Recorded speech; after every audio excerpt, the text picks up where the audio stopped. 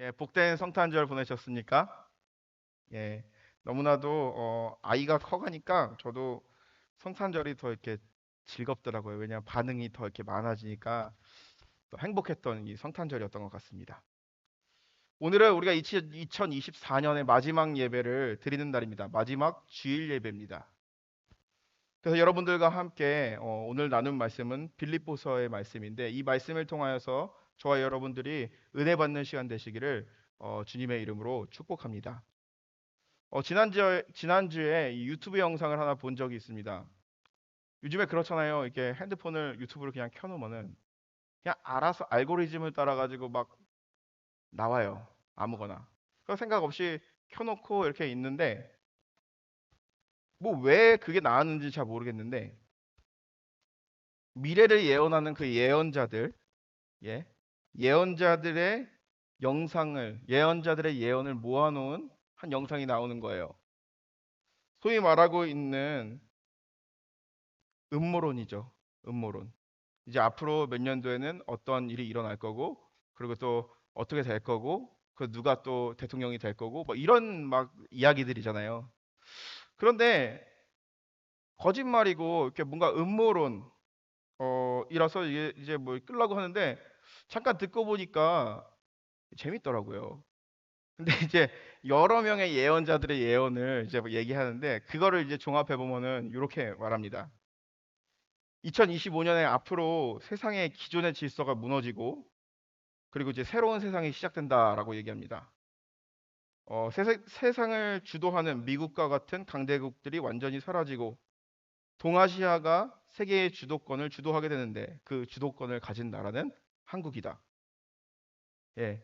2025년이 되면은 큰 전쟁이 일어난다고 합니다. 그리고 전염병으로 인해서 인구의 3분의 2가 사라질 것이다라고 합니다. 그리고 2025년에는 남한과 북한이 남한 주도로 통일을 하게 되고 일본은 완전히 황폐하게 되어서 살 수가 없어서 한국으로 이제 통일된 한국으로 넘어와 가지고 이제 그냥 흡수하게 된다라고 얘기합니다. 그리고 세상의 모든 지혜는 어, 한국 사람들의 지혜를 통해서 이끌어 나갈 것이다. 라고 하면서 막 얘기를 합니다. 한국 사람이기 때문에 당연히 솔깃한 내용이겠죠. 그런데 미국 사는 입장에서 미국이 만약에 망한다 그러면은 그것도 참 절망스러운 내용이기도 합니다. 근데 그러면서 이런 생각이 들었어요. 우리 믿는 크리스찬들도 이런 음모론에 빠질 수 있겠구나. 믿을 수 있겠구나라면서 경계심이 들기 시작했습니다. 사람들이 이것에 대해서 저를 포함해서 죄송합니다. 세상에 왜 이렇게 귀를 기울일까요? 거짓말인 줄 알면서도 왜 그런 것들을 보게 될까요? 세상이 혼란스럽고 또 기후변화, 이 전염병과 같은 것들이 현대인들에게 위기를 주고 또 그들의 말하고 있는 것은 참 흥미롭게 느껴지고 있기 때문이라는 것이죠.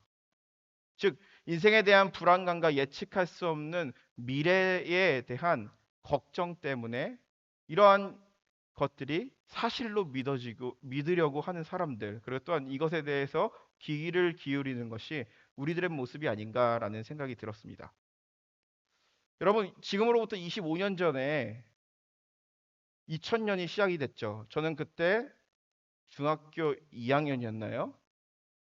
Y2K 여러분들 기억하십니다. 그 당시에는 상당한 음모론이 있어요. 1990년도에서 2000년도로 이제 넘어갈 때에 컴퓨터가 이 2000이라는 숫자를 인식하지 못해서 막 저절로 뭐 자동으로 핵미사일이 핵폭탄이 나가서 막 전쟁이 일어나고 뭐 세상이 멸망할 것이다라고 하는 수많은 음모론들이 있었습니다. 그런데 그러한 일들은 사실 이루어지지 않았습니다. 이러한 이야기가 만들어지고 그리고 또한 이러한 이야기에 대해서 사람들이 신뢰하고 또 신뢰하진 않지만 귀를 기울이는 것은 미래에 대한 두려움 때문이죠. 이런 미래에 대한 두려움은요, 우리가 살아보지 않은 미래이기 때문에 걱정되고 그리고 염려되기도 하지만 이것은 우리의 신앙에 오랫동안 신앙을 지켜온 우리의 신앙마저도 흔들리게 만들 때가 있습니다. 왜 이러한 것들이 생겨날까요? 세상이 혼란스럽고 혼란스러운 세상 가운데 믿음을 지키며 살아간다라는 것이 때로는 지치기도 하기 때문이죠. 그런데 오늘 우리가 읽은 이 말씀, 성경 말씀은요. 이러한 혼란스러운 시대, 거짓 선지자들의 이야기가 넘쳐나고 그래 또한 우리의 영혼을 파괴하고 있는 이러한 이야기들이 넘쳐나고 있는데 우리가 미래에 대한 두려움과 그리고 또 헛된 것에 속지 않기 위해서 믿음으로 사는 법에 대해서 이야기하고 있습니다. 첫 번째로 우리가 이런 혼란한 세상 가운데 믿음으로 살아가기 위해서 우리가 해야 될 것은 바로 무엇입니까?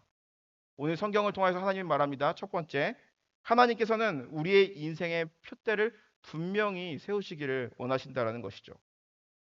오늘 우리가 읽은 말씀은 자기계발서나 한 사람의 간증이 아닙니다. 하나님의 말씀입니다. 사도 바울이 빌립보서를 썼던 시기는 어떤 시기였냐면 사도 바울이 이제 예수님을 만나고 이제 복음을 전하는 사도가 되기로 결심을 하였습니다. 그러면서 소아시아의 방방곡곡을 다니면서 교회를 세웠어요. 그리고 많은 이들에게 예수 그리스도의 복음을 전하고 그들의 삶이 변화되기 시작했습니다. 그런데 사도 바울이 꼭 가야 될 곳이었습니다. 그것은 바로 로마였어요. 로마에 가게 됩니다. 그런데 로마에 바로 갈 수 없기 때문에 죄수의 신분으로 이 로마에 가게 됩니다. 즉 빌립보서는요. 사도 바울이 감옥에 갇혔을 때에 나이를 들어서 이제 인생의 마지막을 맞이하고 있었던 그 시기에 썼던 서신서가 바로 이 빌립보서입니다. 그런데 상황을 보게 되면은 참 괴로운 시기이죠. 노년의 때에 자식이 있는 것도 아니고 연금을 받으면서 편하게 사는 것도 아니고 노후가 보장된 것도 아니고 집 한 채 없고 죄수가 되어서 언제 죽을지 아니면 여기서 평생 죽을지 모르는 그러한 상황입니다. 우리의 관점에서 봤을 때 이런 거겠죠. 인간적으로 봤을 때 우리가 파산 선고를 하고요. 그리고 또 부도나고 모든 것이 실패하고 모든 것이 막혀 있는 그 상황 가운데 인생에 어떠한 희망도 절망도 없는 상태가 바로 이 감옥에 갇혀 있던 이 사도 바울의 상황이 아니었는가라고 상상해 볼 수가 있습니다. 그런데 이러한 절망스러운 상황 가운데 사도 바울은요, 이 빌립보 교회 교인들에게 이렇게 이야기합니다. 빌립보서 3장 14절 말씀이죠. 표대를 향하여 그리스도 예수 안에서 하나님이 위에서 부르신 부름의 상을 위하여 달려가노라. 바울은 포기하거나 절망하지 않았습니다. 후회하거나 낙심하지 않았습니다. 멈추지 않고 달려간다라고 이야기합니다. 감옥에서 무엇을 향해 달려간다라고 하는 것일까요? 표대를 향하여서 달려간다라고 얘기합니다. 그 표대를 향해 달려가는 이유는 바로 무엇이냐면 부르심의 상을 위해서 부르심의 상이 있기 때문에라고 이야기하는 것이죠. 그렇다면 위에서 부르신 그 부르심의 상은 과연 무엇일까요? 예수 그리스도 안에서 살아갈 때에 감옥에 갇혀 있지만 인생을 완주하고 그리스도 안에서 영광스러운 구원을 완성할 때에 하나님께서 그에게 주시는 상금을 의미합니다. 저는 개인적으로 장례식에 가게 되면은 목사님의 설교 중에 가장 힘을 얻고 그랬던 은혜로운 부분, 그래도 고인이 참 명예로워 보일 때가 언제냐면은 목사님이 이러한 말을 할 때입니다. 누구누구 집사님은 승리하셨습니다. 누구누구 자매님은 승리하셨습니다. 이 말이 저에게 있어서 굉장히 감동이 되고 고인이 참 명예롭더라고요. 주부에 나오는 고인의 양력을 보면서 어디 학교를 나왔고 그리고 젊었을 때 뭘 했고 그것이 아니라 이 땅에 살아가면서 이 땅에 살아가는 삶에 유혹도 많고 그리고 또한 힘든 인생이지만 그럼에도 불구하고 믿음으로 살아갔을 때 인생의 레이스에서 승리하셔서 하나님한테 갔다라는 그 말이 되게 감동이 되고 힘이 되더라고요. 사도 바울은 그런 고백을 하고 있는 것입니다. 표대를 향하여 그리스도 예수 안에서 하나님이 위에서 부르신 부름의 상을 위해서 달려간다라는 것. 사도 바울에게 표대는 바로 예수 그리스도를 닮아간다라는 것이죠. 그 고백이 저와 여러분들의 고백이 되기를 주님의 이름으로 간절히 축원합니다. 고 한석헌 선생님이요 이런 시를 썼습니다. 그 사람을 가졌는가라는 시를 쓴 적이 있습니다. 시의 전체적인 내용을 읽어드리면 참 좋은데 한 부분을 읽어드리면 이런 내용이 있습니다. 탔던 배 꺼지는 시간 구명대를 서로 사양하며 너만은 제발 살아다오 할 그러한 사람을 그대는 가졌는가? 이 말은 바로 무엇입니까? 이런 친구가 있냐라는 거죠. 배가 침몰했어요. 그런데 이제 구명 라이프 자켓이 이제 하나밖에 없는 거예요. 그런데 친구들이 얘기하는 거예요. 나는 그냥 괜찮으니까 네가 입어, 네가 입어, 네가 입어 하면서 자신의 생명을 내어줄 수 있는 그런 친구를 가졌는가라는 말이죠. 예수님은요, 죄에 빠져서 죽어갈 수밖에 없는 우리를 위해서 구명정을 주시고 자기가 십자가에 달려서 죽으심으로써 우리에게 생명을 주셨습니다. 우리는 우리에게 생명을 주신 그 예수 그리스도를 위해서 살아야 하는 것은 바로 그리스도인의 목적이자 그러한 목표인 것입니다. 살다 보면은 우리가 잘 되기도 하고 때로는 실패하기도 합니다. 때로는 웃는 일도 있고 우는 일도 있습니다. 그런데 한 가지 분명한 사실은요. 부르심의 상을 위해서 달려가는 사람들은 표대를 보고 달려간다는 것이죠. 운동장에서 달리기 하는 사람들, 육상 선수들에게 분명히 목적지가 있는 것처럼 비행기가 이륙했으면은 그것이 착륙하는 목적지가 있는 것처럼 우리의 인생에 분명한 표대가 있다라는 것이죠. 그것은 바로 예수 그리스도를 바라보는 것입니다. 우리를 구원하기 위해서 자기 생명을 포기하시고 우리에게 구원의 진정한 표대, 진정한 목표를 주신 것이 바로 하나님이 자신의 아들을 이 땅에 보내신 이유라는 것이죠. 어떠한 상황 속에서도 우리가 때로는 넘어지고 때로는 실패할 때도 있겠지만 어떠한 상황 속에서도 하나님이신 그 예수 그리스도를 바라보며 인생의 레이스를 승리하라고 말씀하시는 하나님의 메시지인 것이죠. 히브리서 12장 2절에 본 얘기입니다. 믿음의 주여 또 온전케 하시는 이인 예수를 바라보자. 그는 그 앞에 있는 기쁨을 위하여 십자가를 참으사 부끄러움을 개의치 아니하시더니 하나님 보좌의 우편에 앉으셨느니라. 우리의 궁극적인 목표는 예수님을 통해 주시는 영광스러운 상급이 되어야 합니다. 바울이 감옥에서 그랬던 절망스러운 상황, 어떤 소망의 빛이 보이지 않는 상황 가운데도 그가 이러한 고백을 할 수 있었던 것은 바로 무엇입니까? 그는 인생의 그의 삶에 중요한 목표가 있었기 때문입니다. 그것은 바로 그리스도 예수를 닮아가는 삶이었던 것이죠. 인생의 목표를 세우는 것이 중요합니다. 그런데 우리의 인생의 마지막 결승점에서 하나님께서 잘했다 칭찬하시며 우리를 부르셨던 그 하나님의 그 부름의 상을 우리가 향하여서 달려가야 되는 것이 바로 믿음의 사람들이라는 것입니다. 모세가 바로의 공주의 아들이라 칭함받기를 거절하고 하나님의 백성과 함께 고난받기를 선택한 이유는 무엇이었을까요? 히브리서 12장 26절에 본 얘기합니다. 그리스도를 위하여 받은 능욕을 애굽의 모든 보화보다 더 큰 재물로 여겼으니 이는 상주심을 바라봅니다. 목표가 있던 것이죠. 영원한 그 나라의 상급, 그 나라의 영광을 위해서 그것을 포기할 수 있었던 것입니다. 어떤 사람들은 이 상급에 대해서 기대하지 않는 사람들도 있습니다. 어떤 사람들은 가치가 없다라고 말하는 사람들도 있습니다. 그런데 성경은 분명히 얘기합니다.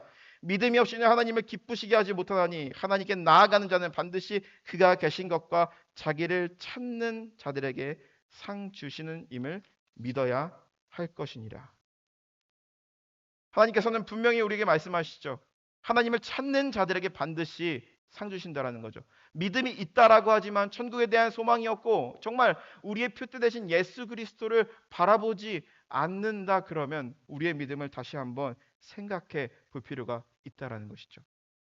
2024년 한 해를 우리가 살았습니다. 그런데 우리가 우리 스스로에게 질문했으면 좋겠습니다. 나는 우리의 삶 가운데 진정한 표대 되시고 구원의 표시가 되시는 그 예수 그리스도를 얼마나 바라보며 얼마나 닮아가려고 살아갔는지 우리 스스로 질문하며 2025년을 시작할 때에 우리의 진정한 표대 되시고 또 부름의 상을 위해서 달려갈 진정한 결승점을 향하여서 한 걸음 한 걸음 희망차게 나아가시는 저와 여러분들이 되시기를 주님의 이름으로 간절히 축복합니다. 두 번째로는요. 하나님께서는요. 우리가 과거에 얽매여 살아가는 것을 원하지 않으십니다. 여러분 에드워드 H 카라는 역사학자가 있습니다. What is the history? 역사란 무엇인가라는 책을 쓴 사람인데요. 이 책이 옛날에 과거에는요 금서로 이제 분리가 됐다라고 얘기하더라고요. 근데 저는 이 책을 어떻게 알게 되었냐면 중학교 교과서에서 이 내용이 나왔기 때문에 좀 다른 시대일지도 모릅니다. 그 이유는 이제 이 역사학자가 이제 마르크스의 역사관을 가지고 있고 이제 역사적 다양한 해석을 이제 이야기하고 있는데 이제 당시에는 이제 다양한 해석이 또 이렇게 논란을 일으킬 수 있기 때문에 많은 젊은이들에게 이 책을 읽지 말라고 권유했는지는 모릅니다. 그런데 이 책에서 말하고 있는 표현 중에 유명한 표현이 있습니다. 역사는 과거와 현재와의 대화이다. 즉 사고작용이라는 것이죠. 과거의 역사를 바라보면서 그냥 랑케가 얘기하는 그 사실로서의 역사, 그 팩트만 말하는 것이 아니라 그거를 현대적인 관점에서 과거의 관점에서 재해석하고 미래를 향해서 나아간다라는 그런 의미를 가지고 있는 것이죠. 우리의 삶 가운데도 이것이 적용이 되는 것이죠. 나의 과거의 실패가 지금 내가 나아가야 할 방향에 대해서 어떠한 지도가 될 수도 있고요. 과거의 나의 성공 노하우가 내가 앞으로 걸어갈 혹은 나의 자손과 후손들이 걸어갈 길을 밝혀줄 하나의 등불이 될 수 있다라는 것입니다. 하지만 중요한 사실을 우리가 인지하고 있어야 됩니다. 그것은 바로 무엇이냐면 우리의 자신이 과거에만 머물러 있다 그러면 과거의 흔적에만 머물러 있다면 그것은 우리가 믿음의 삶을 완전히 완주하는데 걸림돌이 된다라는 것이죠.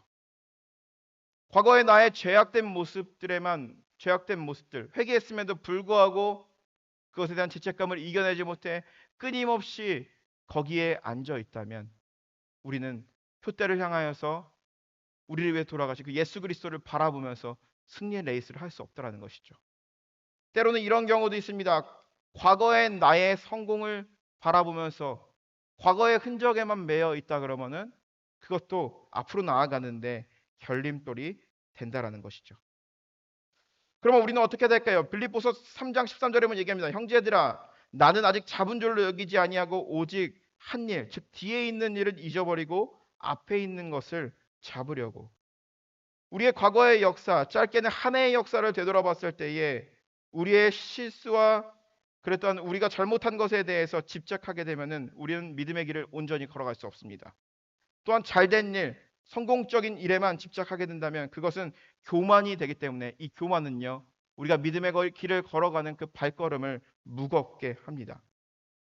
우리에게 중요한 것은 바로 무엇입니까? 과거가 아닙니다. 현재와 미래라는 것이죠. 과거에 집착하게 되면은 신앙의 경주를 완전히 제대로 완주할 수 없습니다. 여러분 한번 생각해 보세요. 올림픽 경기가 일어났을 때 가장 마지막 하이라이트가 바로 무엇입니까? 육상 경기죠. 육상 경기는 항상 그 폐막식을 앞두고 막 하더라고요. 그런데 단거리 선수들 100m, 200m 경주를 하는 그 선수들을 보게 되면요. 뒤를 되돌아보면서 뛰는 사람이 없습니다. 앞만 보면서 달려가요. 자기가 스타트하다가 뭔가 실패했다라고 하면서 뒤를 보게 된다면은 다른 사람에게 뒤처지게 되고 목표는 점점 멀어지게 되는 겁니다. 앞만 향해서 달려갈 때에 비로소 그는 골인 지점에 1등으로 돌아갈 수 있는 것이죠. 우리가 이스라엘 백성들을 한번 생각해 볼 필요가 있습니다. 이스라엘 백성들이 출애굽에서 나와서 광야를 거쳐서 가나안 땅으로 가는데 이것이 지도상의 거리로 봤을 때는 한 2주면은 걸어갈 수 있는 그런 멀다만 멀 수 있겠지만 그렇게 먼 거리는 아닙니다. 그런데 그들이 가나안 땅에 도착하는 데는 40년이라는 그 세월이 걸렸어요. 너무 오래 걸렸죠. 왜 그럴까요? 그들은 시시때때로 자신이 살았던 그 애굽의 생활에 집착하면서 불평했습니다. 그들은 사실 자유가 없는 노예로 살았어요. 그런데 자유가 없이 살았던 그 시기를요, 굉장히 미워합니다. 순간 그들에게 자유가 주어졌는데 그들이 배가 고프니까 이런 얘기를 하는 거죠. 애굽에서 내가 노예 생활을 했지만 그때 먹었던 고기가마가 참 그립다. 애굽에서는 배는 굶지 않았는데 애굽에서는 그래도 살 수 있는 집이 있었는데 그런데 그들은 노예였어요. 과거의 흔적들. 하나님께서 그들에게 자유를 주셨고 그들의 삶을 인도해 주시기로 약속해 주시고 끌고 가시는데 그들이 어려움을 만나게 됐을 때 과거의 노예였던 생활들을요. 그들은 미화하기 시작한 것입니다. 우리의 삶 가운데 이런 사람들도 있죠. 어떤 사람들은 차라리 내가 예수를 안 믿었을 때가 오히려 좋다라고 얘기하는 사람들도 있습니다. 과거에 내가 죄악되이 살아갈 때 그때가 오히려 속편했다라고 말하고 있는 사람들도 있습니다. 과거의 죄된 모습에 집착하게 되는 것이죠. 어떤 사람들은 이런 사람들이 있습니다. 내가 과거에는 이렇게 믿음이 좋았어요. 믿음이 좋았어요. 과거의 흔적들을 끊임없이 얘기하는 겁니다. 그런데 그 믿음을 가지고 앞으로 가야 되는데 앞은 바라보지 못하고 현대는 바라보지 못하고 과거에만 매여 있는 거죠. 우리는 소돔과 고모라의 성에 있었던 이야기를 우리는 기억해야 됩니다. 하나님께서 죄악으로 가득 찬 이 소돔과 고모라 성을 멸망하시기로 하였습니다. 그런데 아브라함의 요청에 따라서 딱 한 가정만 구원을 받을 수가 있었습니다. 그 가정은 바로 아브라함의 사촌인 롯의 가정이었죠. 그런데 그들이 살기 위해서는요.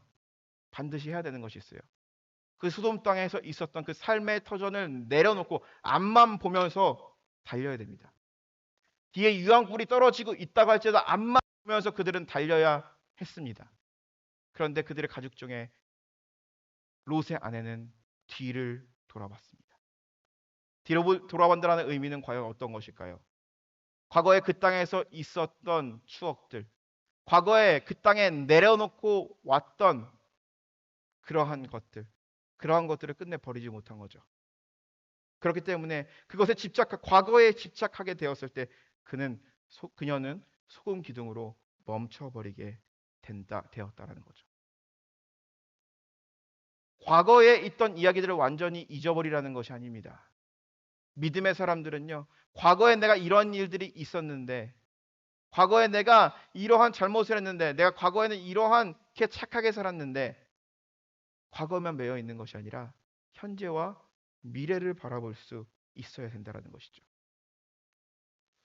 여러분, 우리가 살고 있는 이 지역에서 가장 가까운 내셔널 뮤지엄, 국립박물관이 어디 있는지 아십니까?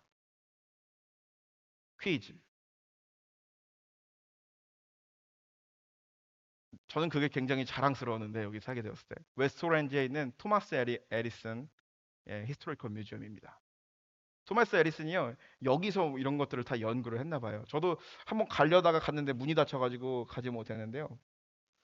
1914년 12월 9일 날 그 토마스 에디슨이 이제 연구를 하는 그런 공장에서 불이 났어요. 이 웨스트 오렌지에.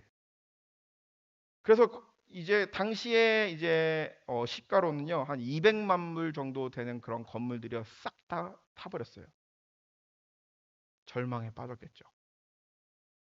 그러면서 친구들이 그래 또한 자녀들이 와가지고 이 에디슨을 위로하기 시작했습니다. 근데 에디슨이 어느 날 갑자기 일어나더니 자신의 가족들을 다 불러 모으는 거예요. 그러면서 이렇게 얘기했다고 합니다. 기존의 건물들은 너무 낡았는데 이 낡은 건물들에 대한 애착이 너무 강하고 버리기에 너무 아깝기에 그냥 두었는데 이것이 다 타버리게 되었구나. 나는 이것을 통해서 절망하지 않는다. 이것을 통해서 한 가지 깨달은 사실이 있다. 하나님께서 새 것을 창조하기 위해서 나에게 이러한 방법으로 가르쳐 주시는구나. 토마스 에디슨은요, 그 패배, 그리고 또한 그러한 아픈 마음, 그 과거에 집착하지 아니하고 하나님께서 새로운 것을 창조하게 하실 것, 그리고 또한 새로운 것을 만들어내실 것을 기대하며 희망을 꺾지 않고 발명을 계속했다라고 얘기합니다. 누가복음 9장에 보면 이런 얘기가 있습니다. 손에 쟁기를 잡고 뒤를 돌아보는 자는 하나님 나라에 합당하지 못하니라. 목적을 향해 달려가야 됩니다. 예수 그리스도를 바라보며 달려야 되고 예수 그리스도를 닮기 위해서 나아가야 되고 하나님께서 우리를 그리스도인으로 부르셨고 그리스도인의 믿음의 생활 그리고 이 땅에서의 삶에 완주하고 우리는 승리해야 됩니다. 그런데 과거의 흔적 내가 잡고 있는 것을 끝까지 포기하지 못하고 주님을 따르지 않는다 그러면은 하나님 나라에 들어갈 수 없다라는 무거운 메시지를 우리에게 말하고 있습니다. 우리가 한 해를 되돌아봤을 때 우리가 잘못한 것, 잘한 것, 자랑스러운 것, 명예롭지 못한 것들 그러한 순간들이 분명히 우리의 마음 가운데 있을 것입니다. 그런데 저와 여러분들이 그 성공과 실패에 매여 있지 않는 여러분들이 되었으면 좋겠습니다. 2025년을 바라보면서 2025년에 하나님께서 어떠한 비전을 주시며 어떠한 방법으로 우리의 삶을 이끌어 가시며 어떻게 역사하실지 어떻게 하면은 믿음의 삶을 완주할 수 있을지 사도 바울이 달려갔던 것처럼 그 길을 달려가시는 저와 여러분들이 되시기를 주님의 이름으로 간절히 축원합니다. 사도 바울의 고백이 여러분들의 고백이 되시기를 주님의 이름으로 축복합니다. 마지막으로 세 번째입니다. 세 번째는요, 우리는 믿음의 성숙함을 가져야 합니다. 이 믿음의 성숙함, 이제 믿음의 성숙함이라는 것은요, 아주 오랜 시간 동안 진행되는 것을 의미하는 것입니다. 우리가 예를 한번 들어보도록 하겠습니다. 이제 점심시간인데, 여러분 김치가 있죠? 그런데 바로 담가서 먹는 김치를 뭐라 그러죠? 모르세요? 바로 담가서 먹는 김치를 우리는 겉절이라고 하잖아요. 먹으면은 김치 맛이 납니다. 그런데 그 김치의 깊은 맛이 나려면 어떻게 될까요? 이것이 발효될 때까지 기다려야 돼요. 그래야지 진정으로 맛있는 김치를 먹을 수가 있습니다. 예수님의 제자로서 성숙되는 것도 마찬가지입니다. 믿음의 예수 그리스도를 인격적으로 만나고 믿음의 삶을 살기로 결단했습니다. 믿음의 레이스에 들어가게 되었어요. 그런데 그것으로 끝나는 것이 아닙니다. 해가 지나면 지날수록 앞으로 가면 갈수록 우리의 믿음이 더욱더 mature, 성숙해져야 된다라는 것입니다. 빌립보서 3장 13절에 보는 바울은 이런 얘기합니다. 형제들아, 나는 아직 내가 잡은 줄로 여기지 아니하고 아직 잡은 줄로 여기지 아니하였다라는 의미는 어떠한 의미가 있을까요? 예수 그리스도를 만났습니다. 그를 통해서 많은 교회를 다 세워지고 많은 사람들이 예수님을 믿게 됐어요. 그들의 삶이 변화되고 세상이 변화되기 시작했습니다. 근데 사도 바울은 이것이 끝이 아니라는 것이죠. 이것이 전부가 아니라는 것이죠. 날마다 성숙하며 변화되며 예수 그리스도를 닮아가는 모습으로 나아간다라는 것입니다. 나는 아직 내가 잡은 줄로 여기지 아니하고 내가 이루어 놓은 내가 바라보고 있는 그 예수를 닮기 위해서는 아직 부족하다라고 이야기하는 것입니다. 성숙한 믿음을 가진 사람들은 과연 어떠한 사람일까요? 성숙한 사람은요, 정말 성숙한 믿음을 가진 사람은요, 자신이 성숙하지 않다라고 생각하는 사람입니다.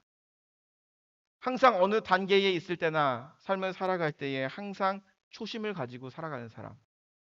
그러한 사람들에게 믿음이 자라고 그리고 또한 그러한 사람들을 우리는 성숙한 사람이라고 부릅니다. 그런데 만일 스스로 성숙하다고 생각하고 행동합니다. 나는 성숙한 크리스찬이야 라고 이야기하면서 살아가는데 우리가 봤을 때 하나님이 보기에는 미숙함이 너무나도 드러나게 되는 거죠. 그런데 사도 바울은 그의 삶 가운데 복음 전도자로 살아갈 때에 항상 처음인 것처럼 살아갔다라는 것이죠. 그렇다면은 우리가 믿음의 성숙함 이런 것들이 우리에게 어떻게 드러날 수 있을까? 과연 우리의 믿음이 정말 성숙하다라는 것은 과연 어떤 것일까라고 우리는 생각해 볼 필요가 있습니다. 기독교 가치관 중에 가장 중요한 가치관 중에 하나라는 것이죠. 정말 진정으로 믿음의 성숙함을 말하는 것은요. 믿음의 성숙은 타자를 위한 헌신에서 비롯된다라는 것이죠. Mature faith is complete by the dedication for others. 여러분, 우리 김치가 있죠. 김치가 정말 이 성숙되어지기 위해서 어떻게 성숙한 김치로서 역할을 하기 위해서는요. 잘 익은 다음에 식탁에 올려놨을 때 배고픈 사람이 그거를 먹었을 때에 맛있다고 느낄 때 그것이 바로 김치의 성숙이 완성된 겁니다. 우리 열매가 있잖아요. 열매가 썩게 되면은 그 속에 씨앗을 남깁니다. 그리고 이 씨앗은요, 또 다른 종자를 만들어냅니다. 번식을 한다라는 거죠. 그리고 과즙은 배고픈 사람들이 먹게 됩니다. 성숙의 궁극적인 목적은 바로 무엇입니까? 성숙이라는 것은요, 다른 사람을 이롭게 하는데, 다른 사람을 위해서 살아가는 것을 의미하는 것입니다. 충분히 잘 발효된, 잘 익은 김치가 있습니다. 그런데 이것이 잘 익었다 할지라도 그냥 가만히 놔두면은요, 이 김치는 썩게 돼 있어요. 쓸모가 없어집니다. 잘 익은 과일이 있습니다. 그런데 그 과일을 계속 놔두게 되면은 이 과일을 그냥 썩게 되죠. 그렇듯 우리의 신앙 가운데 나 자신만의 성숙, 믿음의 성숙은요, 결국에는 부패에 이르게, 나의 믿음의 부패에 이르게 돼 있다라는 것이죠. 믿음의 성숙의 종착점은 바로 어떤 것입니까? 다른 사람을 위해서 헌신하는 것입니다. 예수님께서 그렇게 사셨고 사도 바울이 가장 성숙한 고백을 할 수 있었던 것입니다. 오직 사도 바울의 관심사는요, 예수 그리스도님처럼 자신의 몸을 내어주고 다른 사람을 구원하는 데 있었기 때문이라는 것이죠. 3장 10절에서 11절에 보면 얘기합니다. 내가 그리스도와 그의 부활의 권능과 그 고난에 참여함을 하여 그의 죽으심을 본받아 어떻게 해서든지 죽은 자 가운데서 부활에 이르려 하노니. 사도 바울의 고백이라는 것이죠. 그의 인생의 목적은 예수 그리스도를 닮아가는 거기 때문에 예수 그리스도를 흉내내는 것이 아니라 예수 그리스도가 진짜 걸어갔던 것을 자신을 온전히 내어주고 다른 사람을 살리는 거였어요. 사도 바울의 관심사도 그거예요. 수많은 교회들을 세우고요. 복음을 전했지만 그의 관심사는요. 내가 죽고 저 사람의 마음 가운데 예수 그리스도가 살았으면 좋겠다. 그러한 목표와 결단이 있었기 때문에 그는 지치지 않고 달려갈 수 있었던 것입니다. 즉 정말 은혜 받은 사람, 성숙한 크리스천의 믿음은요. 나 자신에서 머무는 것이 아니라 다른 사람을 향해서 나아가는 것이죠.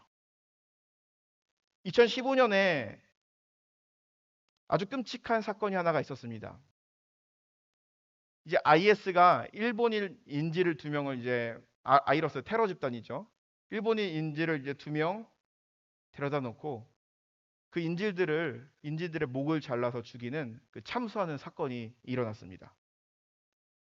근데 그 중에 한 사람이 있었는데 그 사람은 고토 겐지라는 언론인이었습니다. 여러분들 기억하실 거예요. 이렇게 언론에 나오는데 일본 사람 2명이 이렇게 있고 IS가 이렇게 총 들고 있는 모습. 그 모습을 우리는 생각하면 됩니다. 그런데 이제 IS가 이제 이 사람들을 곧 죽일 것이다 하면서 이제 일본에다가 그 영상을 이제 보내게 되었는데요. 이 고토겐지라는 이 언론인은요. 계속 이렇게 영상을 찍을 때 눈을 계속 깜빡이는 거예요. 계속 깜빡이는 거예요. 그래서 이제 사람들이 이 사람들을 바라보면서 너무나도 마음 아프고 가족들은 너무나도 애통해했어요. 친구들도 너무 가슴 아파하고. 그런데 이 영상을 보면 볼수록 이상한 생각이 드는 거예요. 어떠한 생각이냐면 왜 저 사람이 눈을 깜빡이고 있을까? 왜 계속 깜빡이고 있을까? 사실 그는요. 이 눈의 깜빡임을 통해서 이야기하고 있던 것이 있었어요. 바로 모르스 코드. 여러분 아시죠? 점과 선으로 되어 있는 가장 1차적인 소통 수단이죠. 커뮤니케이션 수단이죠. 옛날에 옛날에는 이제 전보라고 하죠. 이제 전화가 없던 시절에 이제 전보를 친다 하는 것처럼 이 고토겐지라는 이 사람은요. 자신의 눈 깜빡임을 통해서 사람들에게 보내고 있는 메시지가 있어요. 말로는 할 수 없으니까. 그런데 그 모르스의 부호의 내용을 일본어로 딱 보게 되었는데 그가 하는 말은 바로 무엇이냐면은 나를 구출하지 말라. Do not rescue me. 이 고토겐지의 삶을 보게 되면요. 어떠한 삶을 살았느냐면 그는 평생을 고통받는 사람들을 취재하며 그 사람들의 목소리가 되어 주었던 사람입니다. 그렇기 때문에 자신을 구하려 오다가 또 다른 누군가가 희생을 당하는 것을 원치 않았기 때문에 그러한 신호를 보냈던 것이죠. 자기보다 자신을 위하는 것이죠. 일본에는 기독교인들이 그렇게 많지가 않습니다. 아주 적어요. 그런데 그 적은 인구 중에서 또 적은 이 고토겐지라는 사람은요, 그 적은 기독교인 중에 한 사람이었습니다. 1997년에 그는 세례를 받게 되었습니다. 왜 세례를 받게 되었냐면 그 전에는 다른 종교를 가지고 있었는데 우연히 참석한 이 예배를 통해서 뭔가 초월적인 하나님을 경험했다라고 합니다.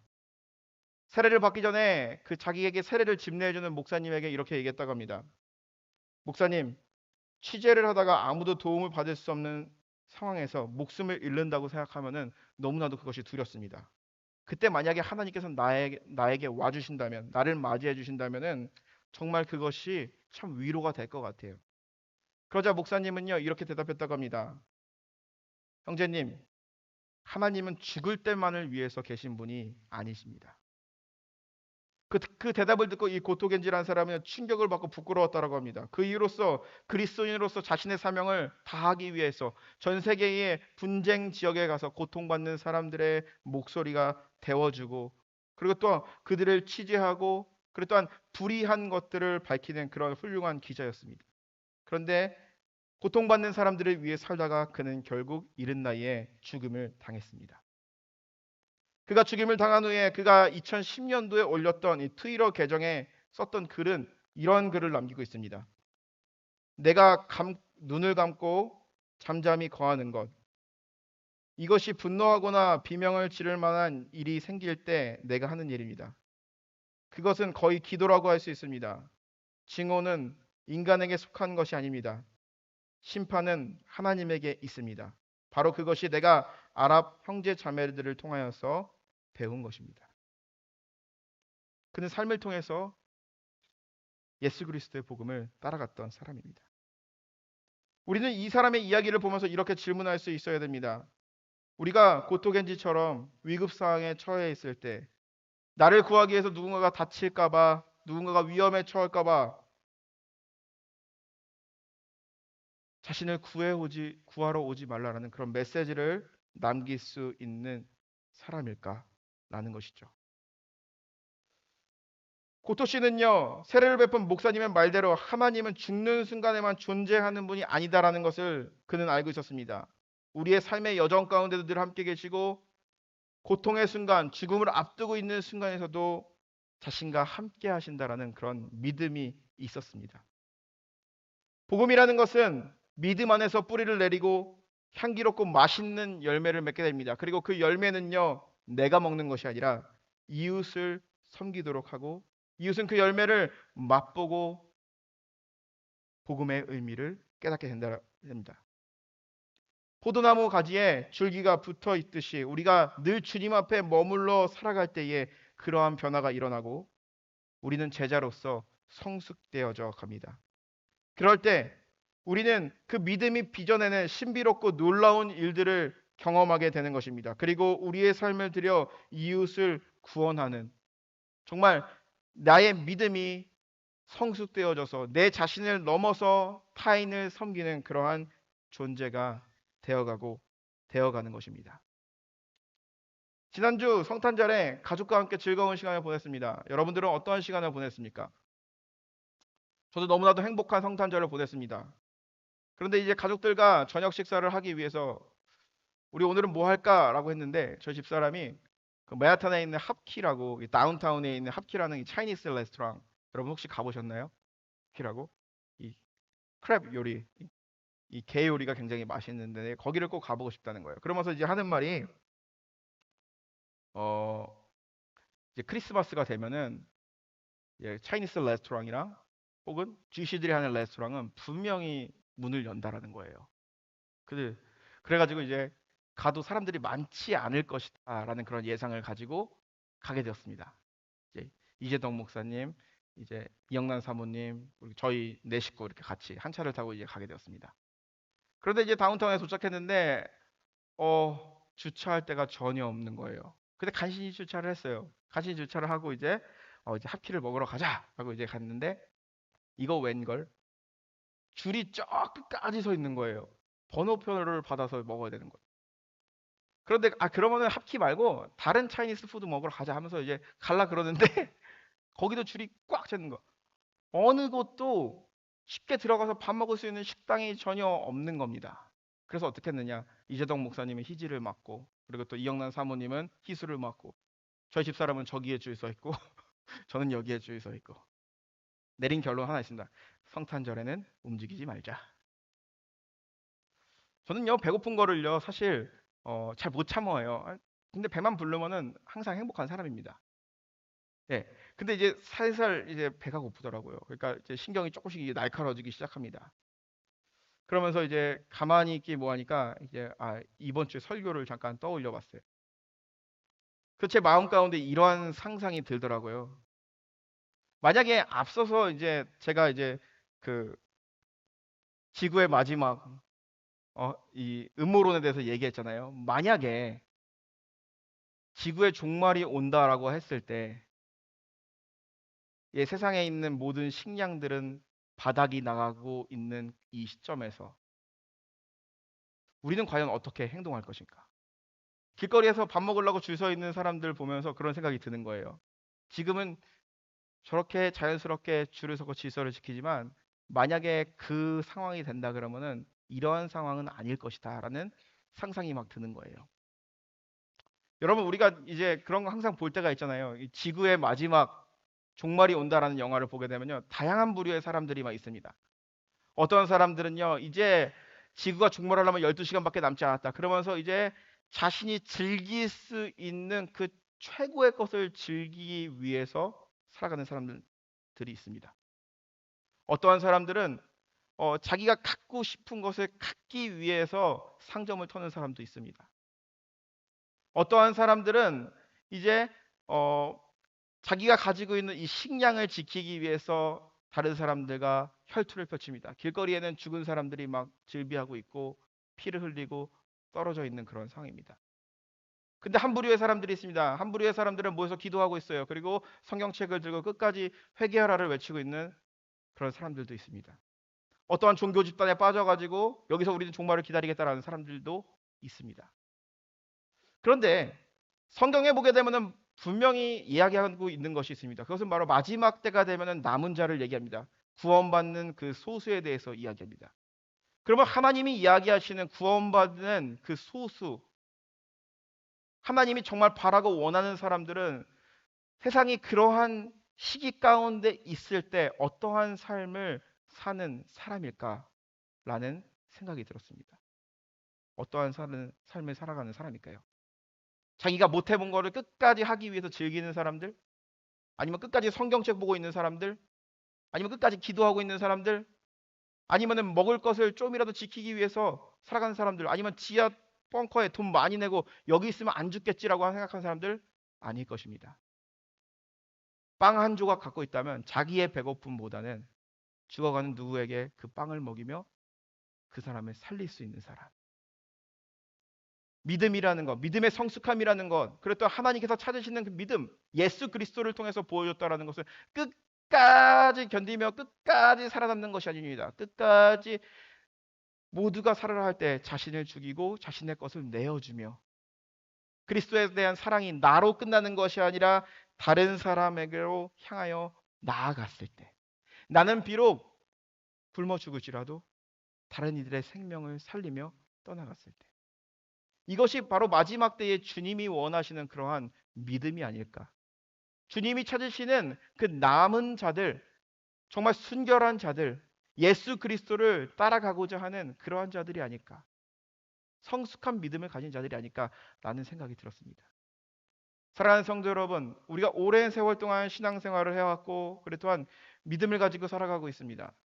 그리고 우리는 인생의 목적과 그리고 우리가 봐야 될 표대가 어딘지 알고 있습니다. 그리고 누구를 닮아가야 될지 너무나도 잘 알고 있습니다. 그런데 우리가 2025년을 살아갈 때 우리가 늘 달려왔던 것처럼 그냥 변화 없이 살아가는 것이 아니라 우리가 살아갈 때 이런 결단을 했으면 좋겠습니다. 더 큰 믿음의 성숙함을 위해서 2025년을 살아갈 수 있는 한 해가 되게 달라고 기도하며 믿음의 경주를 다시 한번 달리시는 저와 여러분들이 되시기를 주님의 이름으로 간절히 축원합니다. 기도하겠습니다.